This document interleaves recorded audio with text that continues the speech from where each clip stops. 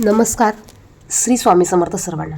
बघा, वटपौर्णिमा 2026मध्ये कधी आहे आणि पूजेचा शुभ मुहूर्त कोणता असणार आहे. त्याचप्रमाणे या वेळेत आपल्याला चुकूनही पूजा करायची नाही आणि ती वेळ म्हणजे राहुकाळ. यावेळेस राहुकाळ हा सकाळीच आलेला आहे. त्यामुळे हा 1 ते 1.5 तासाचा वेळ सोडून आपल्याला इतर शुभ वेळेत पूजा करायची आहे. 2026मध्ये वटपौर्णिमा 29 जून वार सोमवार या दिवशी साजरी केली जाणार आहे. या दिवशी विवाहित महिला पतीच्या दीर्घायुष्यासाठी, सौभाग्यासाठी हे व्रत करत असतात. या व्रतात 3 प्रकारे उपवास केला जातो. एक म्हणजे या दिवशी पौर्णिमा असल्यामुळे संपूर्ण दिवसभर उपवास केला जातो आणि तो उपवास रात्री सोडला जातो. दुसरं म्हणजे काही ठिकाणी वडाच्या झाडाची पूजा होईपर्यंत, नैवेद्य दाखवेपर्यंत उपवास केला जातो. एकदा की वडाच्या झाडाची पूजा झाली, नैवेद्य दाखविला की महिला आपला उपवास सोडतात. आणि तिसरं म्हणजे निर्जला उपवास. यामध्ये संपूर्ण दिवसभर निर्जला उपवास केला जातो आणि हा उपवास दुसऱ्या दिवशी सोडला जातो.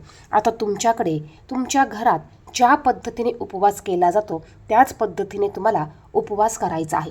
आता पूजाविधी देखील तुम्ही तुमच्या पारंपरिक पद्धतीने तुमच्या घरात जसं चालत आलं आहे त्याच पद्धतीने तुम्हाला या वडाच्या झाडाची पूजा तुम्हाला करायची आहे.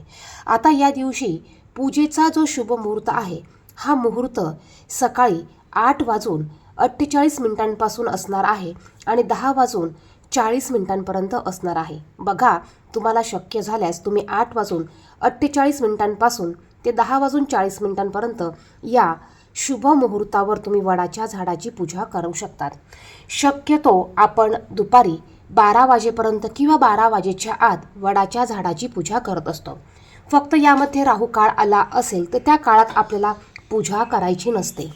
आता यावर्षी राहुकाळ हा सकाळीच आलेला आहे, त्यामुळे तुम्ही शुभ मुहूर्तावर पूजा करू शकतात.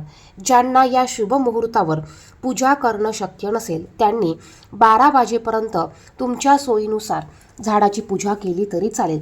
आता काही जणांना कामामुळे 12पर्यंत पूजा करणं शक्य होत नाही, मग तुम्ही 12 नंतर देखील या वडाच्या झाडाची पूजा तुम्ही करू शकतात. आता या दिवशी जो राहुकाळ आहे, हा राहुकाळ सकाळी आलेला आहे. हा राहुकाळ सकाळी 6:44 ते 8:27 असणार आहे. म्हणजेच हा राहुकाळ 6:45 वाजेपासून ते 8:30 वाजेपर्यंत असणार आहे. या तुम्हाला वेळेमध्ये तुम्हाला अजिबात पूजा करायची नाही, कारण राहुकाळात आपण कुठलेही धार्मिक कार्य, शुभ कार्य, शुभ गोष्टी करत नाही. तर बघा, पूजेचा शुभ मुहूर्त आपल्याला यावर्षी 2 तासच मिळालेला आहे. तुम्ही त्यावेळेत पूजा करू शकतात. फक्त तुम्हाला राहुकाळ सोडायचा आहे. त्याचप्रमाणे यावर्षी जे शुभ कलर आहेत त्या शुभ कलरची साडी घालून तुम्ही पूजा करू शकतात.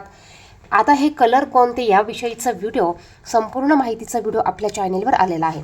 महिलांनी फक्त या दिवशी काळ्या रंगाची साडी आणि संपूर्ण पांढऱ्या रंगाची साडी घालून पूजा करायची नाही. त्याचप्रमाणे पूजाविधी कशी करायची याविषयीचा व्हिडिओ लवकरच आपल्या चॅनेलवर येईल. तो व्हिडिओ पाहण्यासाठी चॅनेलला सबस्क्राईब करा, बाजूच्या बेल आयकॉनला प्रेस करा. कमेंट बॉक्समध्ये ओम नमो भगवते वासुदेवाय नमः, श्री स्वामी समर्थ लिहायला विसरू नका. धन्यवाद.